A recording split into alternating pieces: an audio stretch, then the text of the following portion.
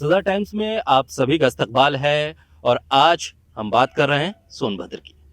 जी हाँ, सोनभद्र उत्तर प्रदेश का दूसरा सबसे बड़ा जिला, जिसकी कई पहचान है और उन पहचानों को लेकर लगातार सोनभद्र पर बात होती रही है। जब एक शख्सियत अपने नाम के साथ अपने जिले का नाम जोड़ ले तो वो तमाम कुदरत की दी हुई खुसूसियात उस शख्सियत में जा मिलती हैं। जी हाँ, हम उस शख्सियत के साथ बात करेंगे आज, जिस शख्सियत ने अपने ज़िले का नाम अपने नाम के साथ जोड़ लिया। बहुत लंबी तमहीद नहीं बांधूंगा, मैं सीधे वेलकम करूंगा। हमारे साथ हसन सोनभद्री साहब हैं। आज बहुत शुक्रिया आपका सदर टाइम्स के साथ बात करने के लिए, वक्त निकालने के लिए, और वेलकम करेंगे हम आपका हमारे साथ गुफ्तगू के लिए जो आपने वक्त निकाला, बहुत शुक्रिया उसके लिए।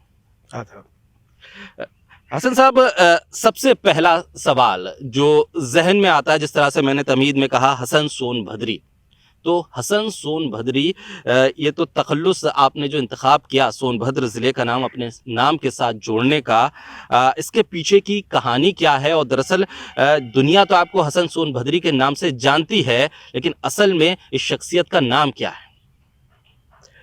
शाकिर, मैं सबसे पहले तो सदा टाइम्स का शुक्रिया अदा करूँगा कि आपने ये एक प्लेटफॉर्म जो दिया हमें आपसे गुफ्तगू करने के लिए। दरअसल मेरा असली नाम सैयद कमरुल हसन है। हसन मेरा तखल्लुस है। अब रह गई बात सोनभद्री लगाने की, तो सोनभद्र मेरा आबाई वतन है और पिछले एक सदी से, या हम कह लें कि 100 साल से हम उस दयार में रह रहे हैं। मैं 5वीं पुश्त हूँ और सोनभद्र की वादी में परवरिश हुई, पैदा हुआ, पढ़ा लिखा, और वहाँ की जो तहज़ीब है और वहाँ की जो फ़िज़ा है, उसी ने मेरी तरबियत की। दूसरी चीज़ कि सोनभद्र में मैं रहता नहीं हूँ, काफ़ी अरसा हुआ, तकरीबन 24-25 साल हो गए मुझे, मैं सोनभद्र में नहीं हूँ। आता जाता हूँ, लेकिन रहता हूँ दिल्ली में।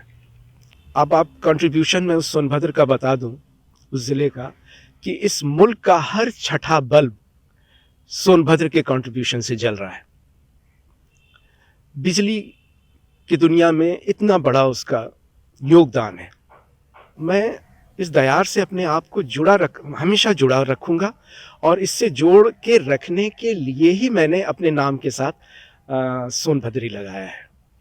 तो ये बेहद खूबसूरत बात हसन साहब ने आज यहाँ बताई। कुछ थोड़ा चलते हैं और फिर चलते चलते इस बात को थोड़ा और आगे बढ़ाते हैं। जब किसी एक शख्सियत के साथ हम मिलते हैं तो ये एक बड़ी दिलचस्प पहलू होता है कि उसकी तरबियत कहाँ से हुई, किन स्कूलों में वो शख्स पढ़ा, किस तरह का तालीमी माहौल था, घर में किस तरह की चीज़ें हुआ करती थी। क्योंकि जब हम इस पूरी बातचीत के दौरान आपकी शख्सियत के तमाम पहलुओं को टटोलेंगे तो ये बेहद दिलचस्प होगा और बेहद ज़रूरी भी हो जाएगा ये जानना कि तालीम की जो शुरुआत थी सोनभद्र में, वो कहाँ से हुई और कहाँ तक सोनभद्र में आपका रुकना हुआ तालीम के लिहाज से भी। देखिए शाकिर, सोनभद्र में पैदाइश के बाद कुछ साल, 2-3 साल ही मैं वहाँ की तालीम ले सका। लिहाजा उसके बाद की जो तालीम हुई हमारी, वो स्कूलिंग वो गाज़ीपुर में हुई, और ये सिलसिला पढ़ाई का बदस्तूर जारी रहा। और फिर कुछ अलालत की वजह से, कुछ तबीयत की ख़राबी की वजह से भी मेरी पढ़ाई थोड़ी बहुत डिस्टर्ब हुई। लेकिन इसके बाद हमने एक मैकेनिकल से डिप्लोमा कर लिया एयर कंडीशनिंग में। फिर मैं दिल्ली आया। दिल्ली आने के बाद यहाँ एक मेरे साथ अजीब वाक़या हुआ, जो मैं चाह रहा हूँ कि आपके साथ वो शेयर करूँ। और ये बड़ा दिलचस्प वाक़या है, क्योंकि मेरे कुछ शौक़ थे, और वो शौक़ था जैसे लिटरेचर का, किताबें बहुत पढ़ता था, और कोर्स की किताबों के अलावा जैसे बहुत सारे रिसाले आते थे, मैगज़ीन और नॉवेल्स हो गए, और इस तरीके से हमारी पढ़ाई चलती रहती थी। मैं शौकियन पढ़ता था। साथ ही साथ म्यूज़िक का बड़ा शौक़ था, اور سننے کا بھی، اور تھوڑا فلوٹ وغیرہ میں بانسری جو ہے وہ بھی کبھی کبھار فرصت سے بجایا کرتا تھا. اس کے علاوہ قدرتی طور پہ مجھے ایک تحفہ اوپر والے کی طرف سے یہ ملا ہوا تھا کہ میں اسکیچنگ کرتا تھا. پینٹنگ کا بڑا شوق تھا، اور دھیرے دھیرے یہ اتنا اچھا ہوتا گیا، سنورتا گیا کہ پڑھ تو میں سائنس رہا تھا، لیکن میں اپنی کالج میں اپنی اسکیچنگ کی وجہ سے میں مشہور رہتا تھا. لوگ مجھے جانتے تھے کہ قمر الحسن جو ہے یہ بہت اچھی پینٹنگ کرتے ہیں. میں لوگوں کو سامنے بٹھا کے ان کی تصویریں بناتا، پھر انہیں تحفے میں دے دیتا. یہ سب چیزیں چلتی، لیکن کبھی اس کو بطور پروفیشن میں نے کبھی استعمال نہیں کیا، نہ کبھی اس کو لے کر کے یہ سوچا کہ میں اسے کیریئر بناؤں گا. لہٰذا انجینئرنگ کے بعد وہاں ہنڈالکو میں بھی 2 سال کام کرنے کے بعد رینوکوٹ، پھر میں جب دلی آیا، یہاں آنے کے بعد نوئیڈا سیکٹر 16 میں فلم سٹی میں ایک شوٹنگ دیکھنے چلا گیا اپنے دوست کے ساتھ. اور دیکھنے کے بعد میں بڑا متاثر، میں نے کہا یہ دنیا بڑی عجیب ہے، بڑی اچھی ہے، تو کیوں نہ اس میں داخلے کے لیے سوچا جائے. لیکن وہ راستہ کدھر ہے؟ عام طور پہ فلموں میں یا میڈیا میں جانے کا کوئی دروازہ نہیں دکھائی دیتا. تو وہاں ایک پروڈیوسر سے ہماری ملاقات ہوئی. پھر ہم نے ان سے پوچھا کہ مجھے اسکیچنگ کا بڑا شوق ہے، یہ میری ہابی ہے، اور میں لکھ سکتا ہوں کچھ، اور آپ بتائیں ہمیں کہ میں کیا کر سکتا ہوں اس لائن میں. تو انہوں نے کہا کہ آپ ایک کام کیجئے، یہ میری کمپنی کا نام ہے، آپ اس کی کچھ لوگو بنا کر کے لے آئیے. پھر وہاں سے شاکر شروعات ہوئی، اور میں 2-3 دنوں بعد ان کے پاس گیا. ان کو میری آرٹ اچھی لگی، اور پھر انہوں نے مجھے ایک کمپیوٹر دیا اور مجھے بتایا کہ اس میں آپ کو یہ کام نہیں کرنے ہیں، لہٰذا آپ اس میں کیا کر سکتے ہیں یہ آپ دیکھ لیں. پھر شروعات ہوئی گرافکس کی، اور گرافکس چلیے، پھر ایڈیٹنگ، کیمرہ، لائٹس، اور اسکرپٹ رائٹنگ، اور وائس اوور، یہ ساری چیزیں چلتی رہیں. اور میں 9 سال تک اس کام میں ملوث رہا. لیکن پھر حالات بدلنے تھے، اوپر والے کو کچھ اور منظور تھا. بہرحال تو ہم نے اسی دوران بیچ میں اپنے شوق کی وجہ سے، کیونکہ ہماری مادری زبان اردو تھی اور ہمارے گھر میں بولی جاتی تھی، تو ساتھ ہی ساتھ ہم نے کہا کہ نہیں، اس سے جڑی ہوئی ہمارے پاس کوئی ڈگری بھی ہونی چاہیے کہ کم سے کم اردو سے ریلیٹڈ ایک وہ رہے کہ ہاں میں نے اردو پڑھی بھی ہے اور میرا شوق بھی تھا. تو سائنس سے الگ ہٹ کے پھر میں نے پرائیویٹ عثمانیہ یونیورسٹی حیدرآباد سے پھر میں نے اردو لٹریچر سے گریجویشن بھی کیا. مختلف تعلیم اور مختلف جو ہمارے شوق رہے ہیں، اس کا اثر جو ہے وہ میری شخصیت میں ہے، وہ آپ کو وہی نظر آتا ہے. تو بالکل حسن صاحب، جس طرح سے آپ نے بتایا کہ انجینئرنگ کے ذریعے آپ نے شروعات کی، ایک پروفیشنل کورس کی اگر ہم بات کریں، لیکن کس طرح سے آپ دیکھیں گے کیا وہ وقت یا اس وقت کے جو حالات تھے اس نے آپ کو مجبور کیا، یا وہی ایک واحد راستہ بچا تھا کہ انجینئرنگ کے ذریعے آپ اپنی ضروریات کو پورا کرنے کے لیے کوئی ایک کورس چنیں تاکہ نوکری شروع ہو سکے اور کمائی کا ایک ذریعہ کھلے؟ جی، بڑا دلچسپ سوال ہے. آپ دیکھتے ہیں کہ آج سے 30 سال 35 سال پہلے لوگوں کو یہ لگتا تھا، خاص طور سے ہمارے علاقے سے پوروانچل کی طرف ایک ذہنیت تھی کہ شاید انجینئرنگ اور میڈیکل، ڈاکٹر اور انجینئر، لوگوں کو لگتا تھا شاید یہ 2 پیشے ہیں سماج کے سب سے بڑے، اور بیٹا یا تو انجینئرنگ کر لے یا پھر ڈاکٹری کر لے. تو یہ تو اب ٹرینڈ بدلا ہے، لوگوں نے اب دنیا دیکھی، ایک بہت ہی عجیب سائیکل. اکثر کسی بھی چیز میں ایکسپرٹائز ہونا، لوگوں کو وہ لگتا ہے کہ آپ ایک اچھا کھانا بھی بنا لیتے ہیں تو بھی آپ ایک بڑے سیلیبریٹی بن سکتے ہیں، بہت اچھا کما سکتے ہیں، بہت اچھے عہدے پہ فائز ہو سکتے ہیں. لیکن اس وقت ایسا نہیں تھا. تو اس میں تو کوئی شک نہیں کہ انجینئرنگ میرا پیشن نہیں تھا. یہ ایک ذہن ہوتا ہے جو اس کا اثر میرے اوپر تھا کہ جی میں اب سائنس پڑھ رہا ہوں اور میں انجینئرنگ کر رہا ہوں. اور ایک آتی تھی نا کہ کسی کے سامنے بیٹھے، بیٹا کیا کر رہے ہو، تو تھوڑا فخر سے اور بڑے انداز سے بتا دیا میں انجینئرنگ کر رہا ہوں، یا میں سائنس کا اسٹوڈنٹ ہوں، میں بی ایس سی کر رہا ہوں، ایم ایس سی کر رہا ہوں. اور یہ چیز وقت رہتے پھر دھیرے دھیرے ختم بھی ہو گئی، کم بھی ہو گئی. اور لیکن رہ گئی لٹریچر کی بات، تو اس کو ذریعہ معاش کی طرح تو میں نے کبھی بھی نہیں سوچا. تو میرے لیے بہت ضروری تھا کہ اپنے لیے کوئی ذریعہ معاش جو ہے وہ تلاش کریں، اپنے لیے کوئی جاب. لہٰذا ہم نے انجینئرنگ کے حوالے سے پھر کچھ وقت میڈیا میں، جیسا میں نے بتایا کہ تقریباً 8-9 سال تو میں میڈیا میں بھی کام کرتا رہا. لیکن اس کے بعد پھر میں نے سوئچ کیا، واپس پھر اپنی انجینئرنگ کی لائن میں، میکینیکل کی لائن میں چلا گیا، اور مختلف شہروں میں الگ الگ جگہوں پہ، رائے پور ایئرپورٹ کے پروجیکٹ پہ بھی رہا، اندور ایئرپورٹ پروجیکٹ میں رہا، BRC Bhabha atomic research centre میں بھی 2 پروجیکٹ تھے ہماری کمپنی کے، تو وہاں بھی رہا، الگ الگ شہروں میں جاتا رہا. لیکن شاعری کا اس سے کوئی رشتہ نہیں ہے. وہ اینٹا، پتھر، لوہا، لکڑ، ان چیزوں کی فیلڈ. شاعری احساس و جذبات کی باتیں، ایموشنز کی باتیں، تخیل کی باتیں، تو وہ ایک دم تضاد ہے، ایک دوسرے کے ایک دم برعکس ہیں. تو میں نے اس کو شوق تک محدود رکھا تھا، اور ذریعہ معاش ہم نے بے شک ظاہر سی بات ہے، ہم نے ڈپلومہ ہی کر رکھا تھا انجینئرنگ، اس میں میکینیکل میں، تو ظاہر ہے اسی سے جڑی ایک جاب ہمیں ڈھونڈنی تھی، اور وہی ہمارے لیے سب سے بڑا ذریعہ بن سکتا تھا روزی روٹی کا. لہٰذا میں نے اس کو کیا. بالکل. میں آگے بات بھی کروں گا.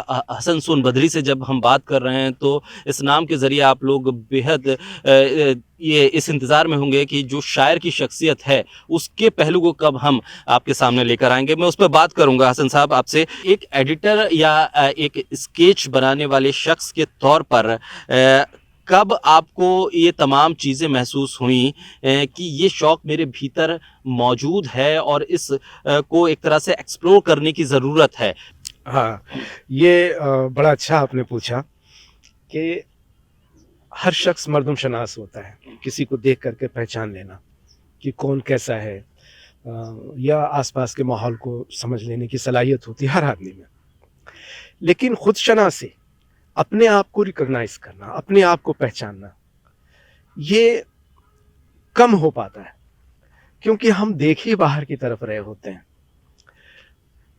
اور یہی سبب تھا کہ یہ مواد ہمیں پہلے سے موجود تھا، یہ احساس ہمارے اندر پہلے سے موجود تھا. لٹریچر سے جو محبت ہے یہ پہلے سے تھی میرے اندر، لیکن میں ایک شاعر بھی ہوں، اس کا احساس مجھے بعد میں ہوا، اور ایک مرحلے سے گزرتے دھیرے دھیرے دھیرے دھیرے وہ ہوا.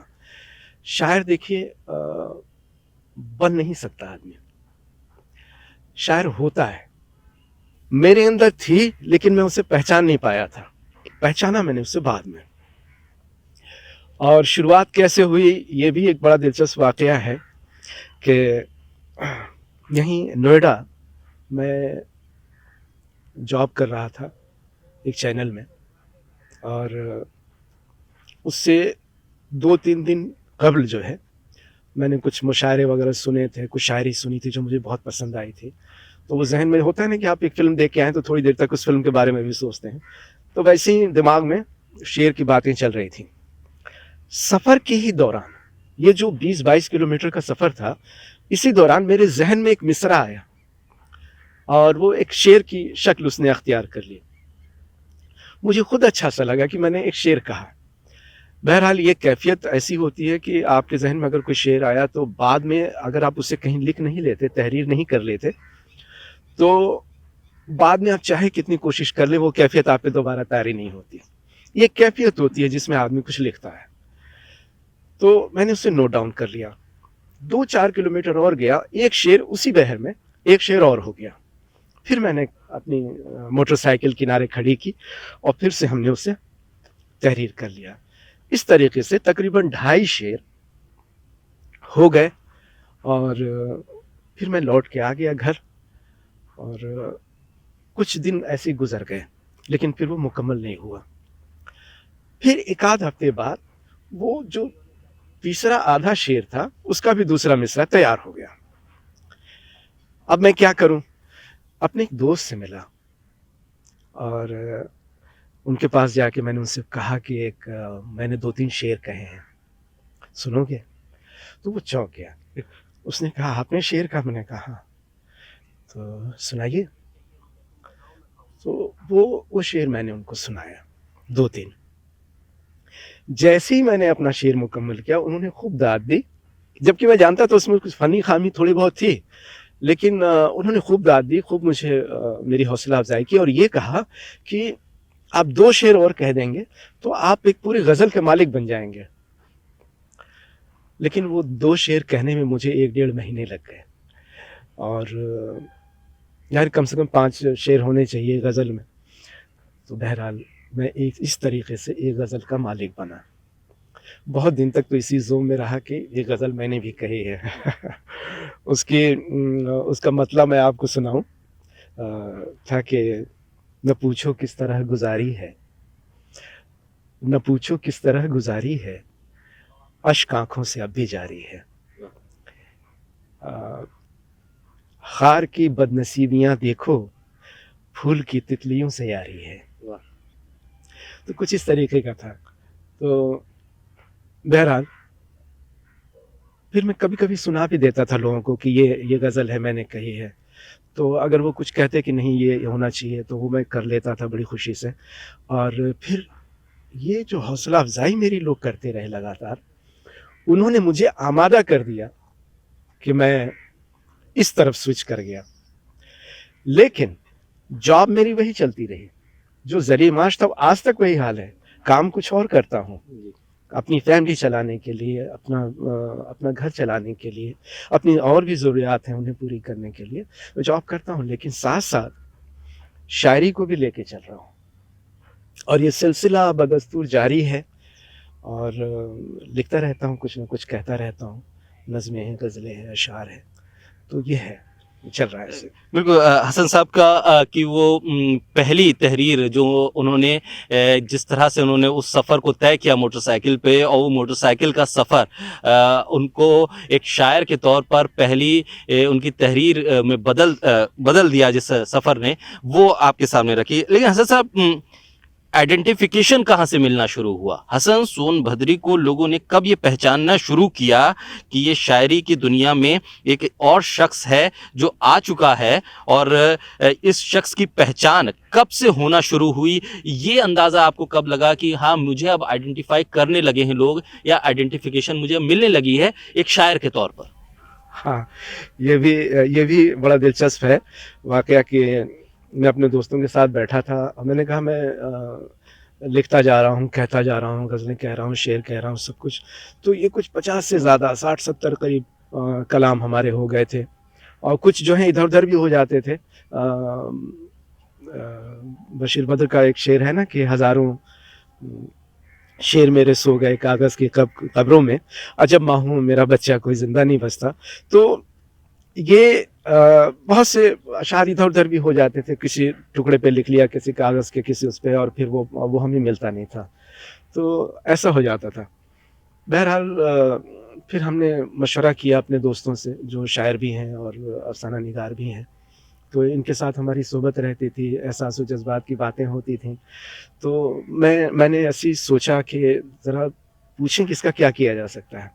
انہوں نے کہا دیکھیں ابھی آپ اس کو کتاب کی شکل تو نہیں دے پائیں کیونکہ کلام ابھی اتنے نہیں ہوئے ہیں، لیکن آپ چاہیں تو یہ کیسی ہیں غزلیں، آپ کی یہ کلام کیسا ہے، اس کو تولنے کے لیے آپ اس کو عوام کے سامنے رکھ سکتے ہیں. میں نے کہا کیسے رکھیں، ہمیں تو نہیں پتا، کیا کریں، ویب سائٹ پہ ڈالیں، پیپرز میں، میگزین میں، رسالوں میں دیں، کیا کریں. تو انہوں نے کہا کہ سب سے آسان طریقہ تو مشاعرہ ہے، وہاں لائیو آپ کو پتہ لگے گا کہ آپ کیسا کہتے ہیں، کیونکہ لوگ اسی وقت آپ کو رسپانس دے دیتے ہیں. جب کوئی شاعر ڈائس پہ کھڑا ہوتا ہے اور پھر اس کے بعد اپنے شعر کہتا ہے تو سامنے لوگ اس کا وزن کر کے وہ سامعین اور فوراً اس کو ریئیکٹ کرتے ہیں. وہ داد دیتے ہیں یا خاموش رہ جاتے ہیں یا کم داد دیتے ہیں یا ایک دم سے شعر کو آسمان پہ اٹھا لیتے ہیں. تو یہ ساری چیزیں ہوتی ہیں. لہٰذا میں اس کوشش میں لگ گیا کہ میں کہیں پڑھوں، لیکن کوئی مجھے کیوں بلائے گا جب تک میری کوئی شناخت نہیں ہے. کوئی بطور شاعر مجھے اپنے اسٹیج پہ رسک کون لے گا. لیکن شروعات تو ہوتی ہی ہے، اور سب سے پہلا مشاعرہ مجھے غالب اکیڈمی کا ملا. اور یہ لیبرس ڈے کو سیلیبریٹ کر رہے تھے لوگ، تو اس میں انہوں نے غالب اکیڈمی میں ایک پروگرام رکھا تھا، ایک مشاعرہ، جہاں ایک ریفرنس ہے، ہمارے ایک پہچانے والے تھے، انہوں نے مجھے وہاں پہ ریکمینڈ کیا اور میرے کچھ کلام ان کو سنائے، اس لیے تاکہ انہیں تسلی ہو جائے کہ میں جسے بلا رہا ہوں اپنے اسٹیج پہ وہ آدمی جینوین ہے۔ بہرحال وہاں جو رسپانس ملا، اس نے جو ہے ایک فیول کا کام کیا، بس وہ سلسلہ وہیں سے شروع ہوا اور جاری و ساری ہے۔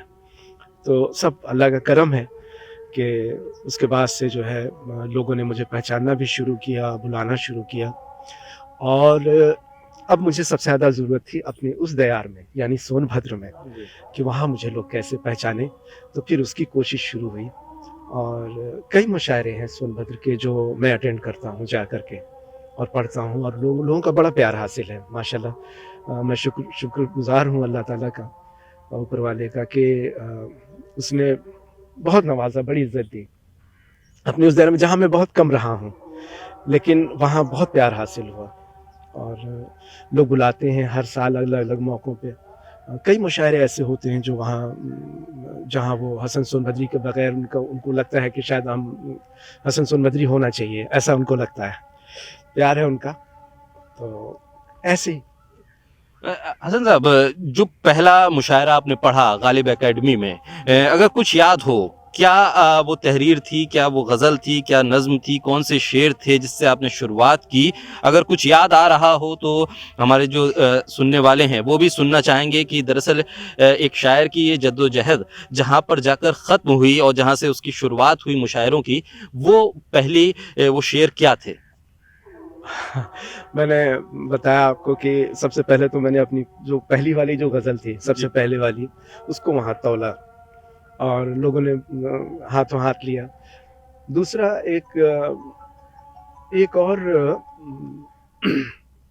غزل تھی، مجھے یاد آ رہا ہے کہ عشق دریا سا کشادہ و رواں ہوتا ہے، عشق دریا سا کشادہ و رواں ہوتا ہے، دائرہ جس کا ہو محدود کنواں ہوتا ہے۔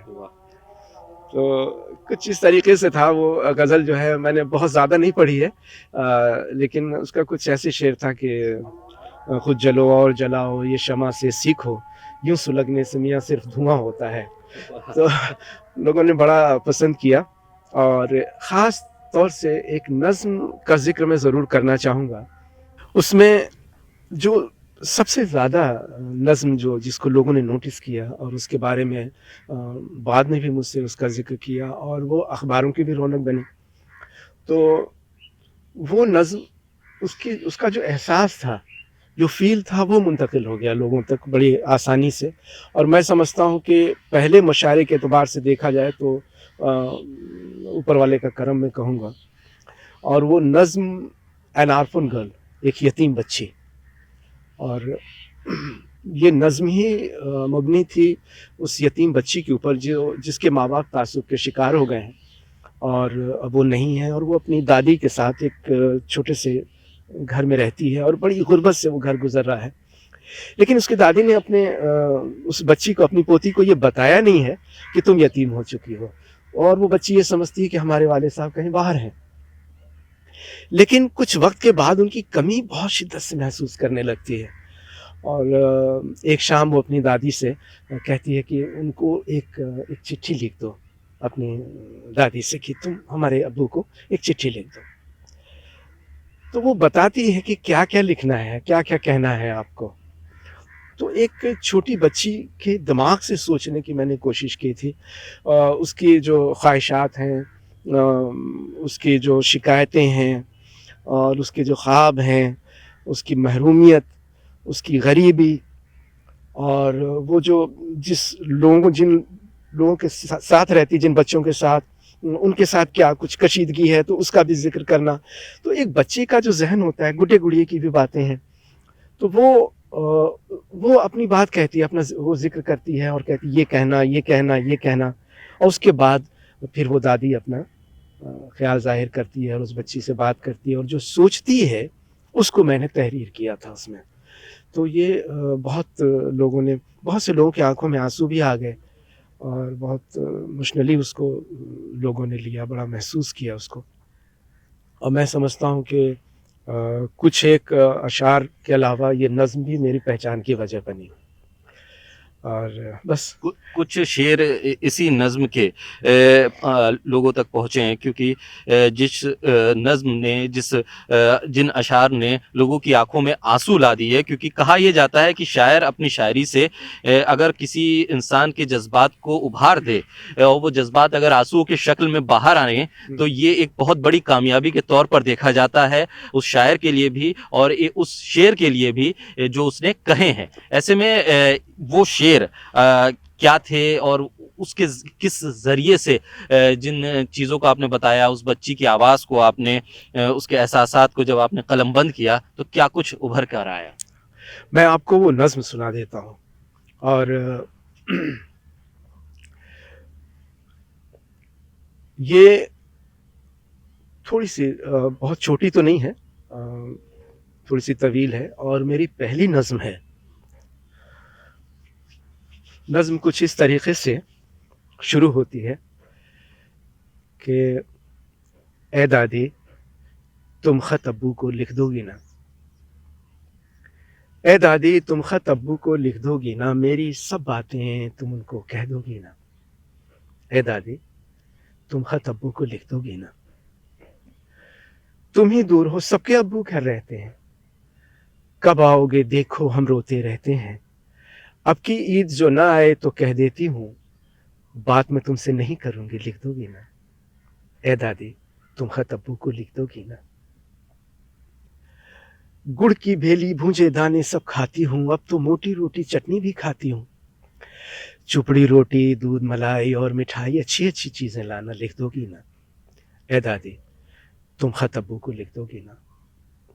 مکتب میں ایک گندا سا لڑکا پڑھتا ہے، جب دیکھو وہ مجھ سے ہی لڑتا رہتا ہے، وہ کہتا ہے جا تو میرا کیا کر لے گی، آ کے اس کو سبق سکھا دو لکھ دو گی نا.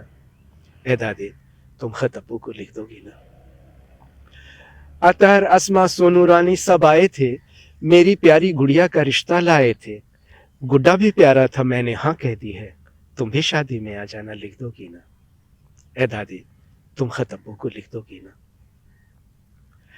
کرتی جوتی ریبن اور چوٹی لے آنا، اور بتاؤں کان کے 2 بندے لے آنا، کتنا بنتی ہیں سب میں بھی دکھلا دوں گی، بس تم جلدی سے آ جاؤ لکھ دو گی نا. اے دادی تم خط ابو کو لکھ دو گی نا. بچے کی فریاد یہ کتنی بھولی تھی، بھر آئی آواز میں دادی بولی تھی، ہاں بیٹا تو جو کہتی ہے سب کہہ دوں گی، اب تو سو جا صبح جو ہوگی سب لکھ دوں گی. اب تو سو جا صبح جو ہوگی سب لکھ دوں گی. ایک ہاتھ سے بچی کو تھپکی دیتی تھی، دوجا ہاتھ وہ دل پہ رکھ کے یہ کہتی تھی، اے مالک تو ہی بتا کس راہ میں جاؤں، اس ننھی سی جان کو میں کیسے سمجھاؤں، کیسے میں بتلاؤں اس نے کیا کھویا ہے، راہ میں اس کے کس نے یہ کانٹا بویا ہے. ایسی قسمت بھی کیا لوگوں کی ہوتی ہے، غم دونا ہو جاتا ہے جب یہ روتی ہے. کب تک ساتھ نبھا پاؤں گی کیا جانوں، ٹوٹ پڑے کب سانس کی ڈوری کیا جانوں، چھوڑ کے دنیا پاس میں بیٹھے کے آؤں، پوتی کی رودات زبانی بتلاؤں. نہ جانے قدرت کیا کرنے والی تھی، رات یہ جیسے کچھ زیادہ ہی کالی تھی، سائے کی خود غرضی تو سن رکھی تھی، اب تو روح بھی ہاتھ چھوڑانے والی تھی. سوکھی شاخ پرندے نے پرواز بھری، وہی چھوڑ گیا تھی جس سے آس بڑی، ٹھنڈے جسم سے بچی لپٹی سوئی تھی، تھم سی گئی تھی جیسے وقت کی آج گھڑی. صبح ہوئی جب ساری بستی جاگ اٹھی، کچے گھر سے گھٹتی سی آواز اٹھی، آنکھیں کھولو دادی تم کچھ تو بولو دادی، تم آنکھیں کھولو دادی تم کچھ تو بولو. یہ بالکل جس احساس کی بات حسن صاحب کر رہے تھے، وہ جب ہم نے یہ پوری تمام شعر سنے تو وہ شاید آنکھوں کے ذریعے ہمارے بھی جھلکنے لگے، اور وہ احساس جب جھلکنے لگے تو سمجھ لیجیے کہ اس شاعر نے اس شاعری کا حق ادا کر دیا ہے، ان الفاظوں کا حق ادا ہو گیا.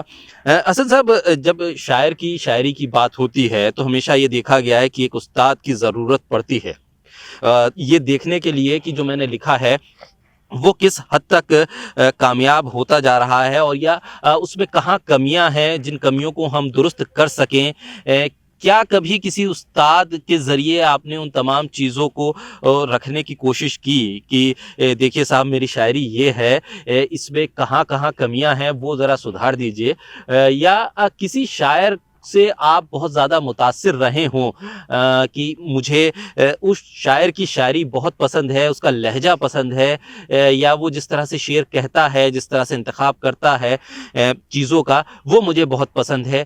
ان تمام چیزوں کو کس طرح سے بتائیں گے ہمارے صدا ٹائمز کے جو ویورز ہیں ان کے لیے، کہ ایک شاعر کے طور پر جب آپ کو لگا کہ آپ شعر کہہ سکتے ہیں یا آپ کے بھیتر سے اب شعر قلم بند ہونا شروع ہوئے، تو وہ کون سا شاعر تھا جو سب سے پہلے آپ کی ذہن میں آیا، اور وہ کون سے سب سے پہلے استاد تھے جو آپ کی اس شاعری میں جنہوں نے کہا کہ یہاں تھوڑی کچھ کمیاں ہیں، اس کو ذرا درست کر لیجئے تو اور بہتر ہو جائے گا؟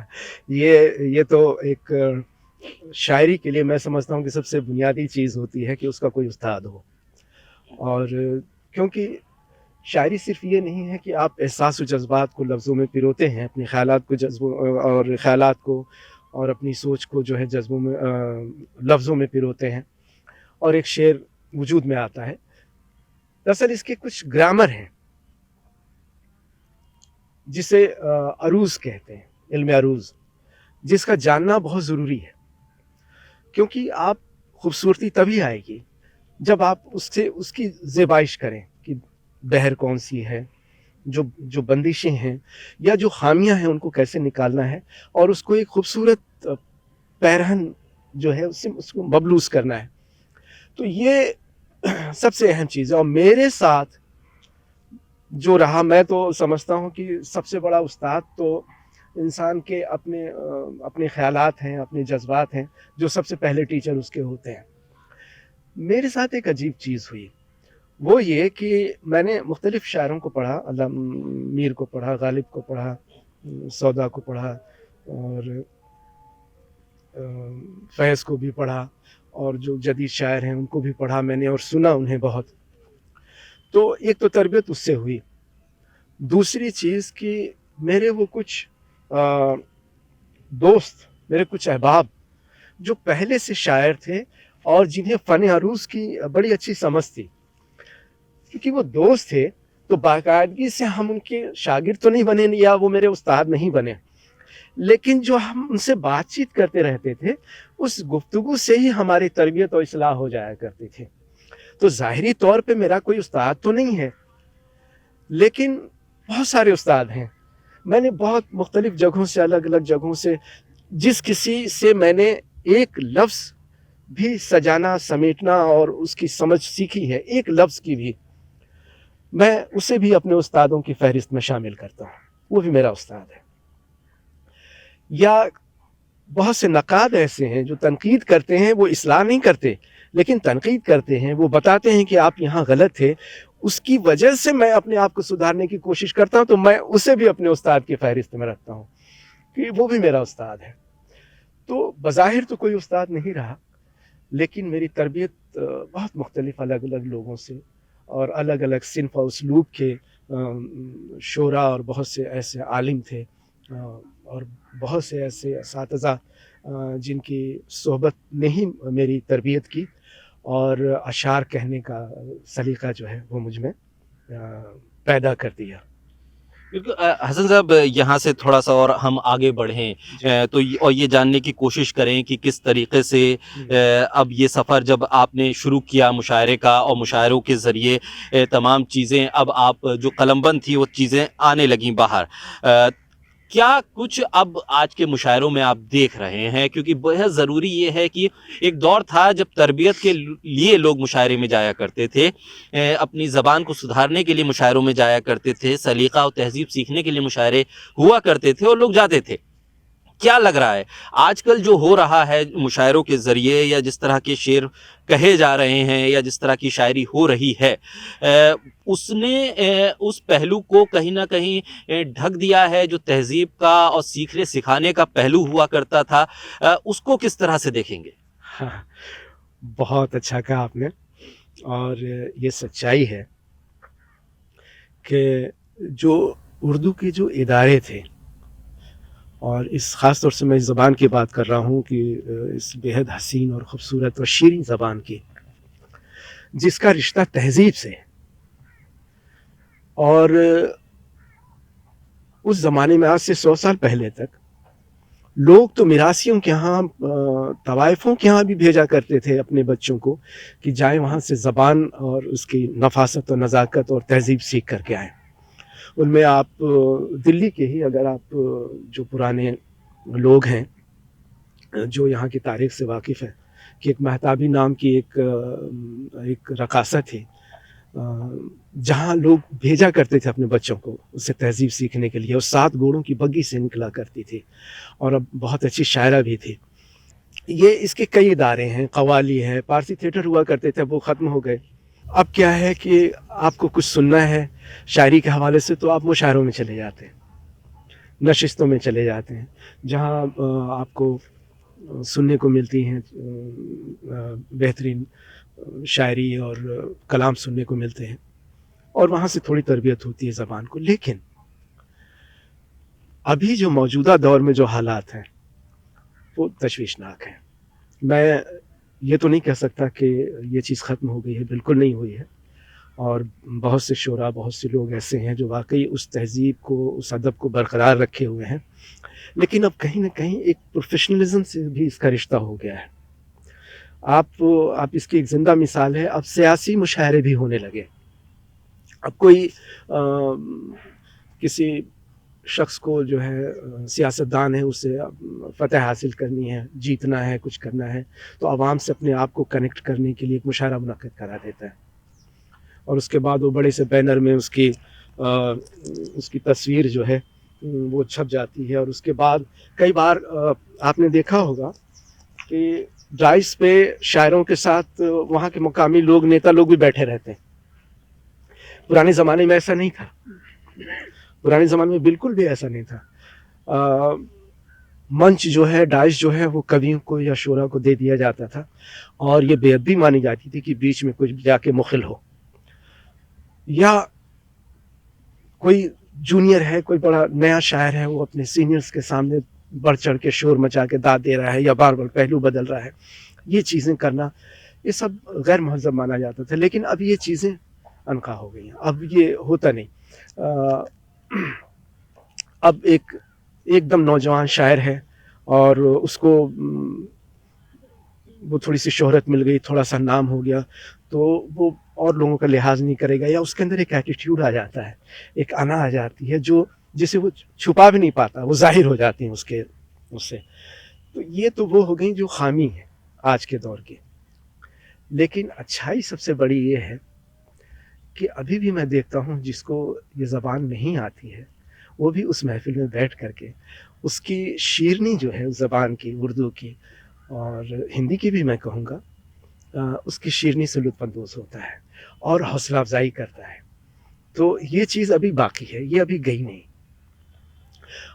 ہاں، یہ تو سچ ہے کہ اب وہ مشاعروں میں کا وہ معیار نہیں رہا، وہ آداب و القاب نہیں رہے، اور وہ تہذیب نہیں رہی، لیکن لوگ جڑے ہوئے اب بھی ہیں۔ اور میں اس میں ایک طرح سے میں ایک امید کی کرن دیکھتا ہوں کہ یہ چیز چلتی رہے گی، اور کچھ ذمہ داری ہم پہ بھی عائد ہوتی ہے کہ لوگوں کو اس بات کا احساس دلاتے رہیں کہ داد و تحسین کا کیا۔ جیسے پرانے زمانے میں تالیاں بجانا تو بڑا غیر مہذب طریقہ ہوتا تھا کہ مشاعروں میں کوئی تالی بجائے، تو لیکن اب ڈائس سے شاعر تالیوں کی ڈیمانڈ کر رہا ہے، مانگ رہا ہے باقاعدہ، اور کاسا اپنا سامنے کیے ہوئے کہ اس میں کچھ تالیاں ڈال دو۔ تو وہ داد مانگنا الگ بات ہے، اچھے شعر اس کے حقدار بھی ہوتے ہیں، اور لوگ شاید اب کہہ سکتے ہیں کہ کلام کے معیار کو لے کے شاعر خود مطمئن نہیں ہے، اس لیے وہ ایسا کرتا ہے اور ڈیمانڈ کرتا ہے، کیونکہ شعر اپنی شناخت خود ہوتا ہے۔ اچھا شعر ہے تو وہ اپنایا جائے گا، دونوں باہیں پھیلا کے اپنایا جائے گا، تو اس میں کوئی شک نہیں ہے۔ کوشش یہ ہونی چاہیے کہ اچھے کلام کہے جائیں، اچھے کلام لکھے جائیں، اور ان کو لوگوں کے سامنے رکھا جائے۔ اور قصداً کچھ کرنے کی وہ نہیں ہے. تو احساس بھی دلانا لوگوں کو کہ بھائی داد دینے کا یہ طریقہ ہے. ابھی تو کچھ میں نے دیکھے کہ کچھ سیاسی مشاعرے ایسے ہوئے جہاں سیٹیوں تک کی آوازیں سنائی دیتی ہیں تو بہت تکلیف ہوتی ہے. اب اتنا بھی نہیں ہونا چاہیے. لوگوں کو اس کی شائستگی اور شفتگی اس کا بہت احساس ہونا چاہیے, اور یہ احساس ہم لوگوں کو بھی انہیں دلانا ہے. یہ ہمارا بھی فرض ہے, ہماری بھی ڈیوٹی ہے. ہماری پوری بات چیت جس طرح سے قلم بند کہی جاتی ہے, اب یہ ریکارڈنگ بھی ایک پہلو ہو گیا اس قلم بند کا, تو یہ پوری بات چیت اب آخری مرحلے میں پہنچ رہی ہے. تو حسن صاحب اب یہ جاننا چاہیں گے جو تمام آپ کے چاہنے والے ہیں, جو شاعری کے چاہنے والے ہیں, کہ اب نیا کیا ہے حسن صاحب جو لے کر آنے والے ہیں, کیا کچھ نیا لکھ رہے ہیں جو آنے والے وقت میں, آنے والے کچھ دنوں میں لوگوں کے سامنے آئے گا؟ ہاں, اس کا بھی ذکر کرتا چلوں کہ امید ہے کہ اسی سال کے آخر تک میری ایک کتاب جو ہے منظر عام پہ انشاءاللہ, دعا میں یاد رکھیں کہ وہ آ جائے. ساتھ ہی ساتھ ایک بہت پرانی, میں اس کا نام تو نہیں اس کتاب کا بھی بتا رہا ہوں کیونکہ وہ ابھی پروسیس میں ہے, تو ایک بہت پرانی سنسکرت کی ایک کتاب ہے, فلسفے پہ مبنی ہے. اس سنسکرت کی اس کتاب کا اردو شاعری میں ٹرانسلیشن کا کام کر رہا ہوں, اور کافی حد تک اس کو کر چکا ہوں. اور میری یہ کوشش ہے کہ جو وہ خیال ہے, جو وہ میسج ہے, وہ ویسا کا ویسا ہی شاعری میں, صرف وہ ٹرانسلیشن نہیں ہے, صرف ترجمہ یا انواد نہیں ہے, وہ شعروں میں ہوگا, وہ بندشوں میں ہوگا, اشعار میں ہوگا وہ. تو اس طریقے سے وہ پورا کا پورا اس میں جو ہے سمو جائے, نہ کچھ زیادہ ہو نہ کچھ کم ہو. تو ظاہر ہے اس کے لیے بہت محنت درکار ہے, اور مطالعہ بہت کرنا ہوتا ہے, اور کافی کچھ جو ہے آپ یہ کہہ سکتے ہیں کہ وہ جو لفظ ہیں فلسفے کے, ان کا متبادل تلاش کرنا ہے. بہت سے ایسے لفظ ہیں جس کے اردو میں بھی لفظ نہیں ہوتے, یا اردو کا ہے تو اس کے ہندی میں اس طریقے سے, تو ایسا ہوتا ہے. تو یہ تو دھیرے دھیرے چیزیں ہو رہی ہیں. تو کیسے اس احساس کو پوری طرح سے ہم لے کے اپنے اشعار میں آ جائیں, وہ میری کوشش ہے. انشاءاللہ اسی سال کے آخر میں وہ کتاب بھی پوری طرح سے تیار ہو جائے گی. نصف حصہ تو اس کا ہم نے مکمل کر لیا ہے. تو دعائیں چاہیے آپ سب کے. بالکل, بہت شکریہ حسن صاحب صدا ٹائمز کے ساتھ بات کرنے کے لیے, اور تمام پہلو ہیں. آپ کا بھی بہت بہت شکریہ. اور صدا ٹائمز کے لیے بہت ساری وشز ہیں, اور میں دعا کرتا ہوں کہ جو ہے یہ اپنی پہچان جو ہے بہت ہی خوبصورت طریقے سے لوگوں کے دلوں تک بنائے, اور یہ ایک بہت بڑا ذریعہ ہے لوگوں سے جڑنے کا. مجھے بہت خوشی ہوئی آج آپ سے بات کر کے شاکر بھائی, اور آپ نے جو ہے ان چیزوں کو بھی ہم سے پوچھ لیا جو عام طور پہ ہم اس چیز کو صرف محسوس کر کے رہ جاتے ہیں, لوگوں کے سامنے وہ باتیں نہیں جا پاتی. چلیے, بہت شکریہ حسن صاحب. تو آج ہماری شخصیت پہ حسن سون بھدری صاحب ہمارے ساتھ موجود تھے, جن کی زندگی, ان کے شاعری اور شاعر کی شخصیت کے تمام پہلوؤں کو چھونے کی ہم نے کوشش کی. اس طرح کی اور بھی شخصیت کے ساتھ آپ کو روبرو کرائیں گے, اور آپ کے سامنے ان تمام پہلوؤں کو لے کر آئیں گے جو ان لوگوں کی زندگی سے جڑے ہوئے تمام پہلو اب تک چھپے رہے ہیں. تو لگاتار صدا ٹائمز کے ساتھ آپ بنے رہیے تاکہ بہترین شخصیتوں کے ساتھ کی ملاقات آپ تک پہنچ سکے.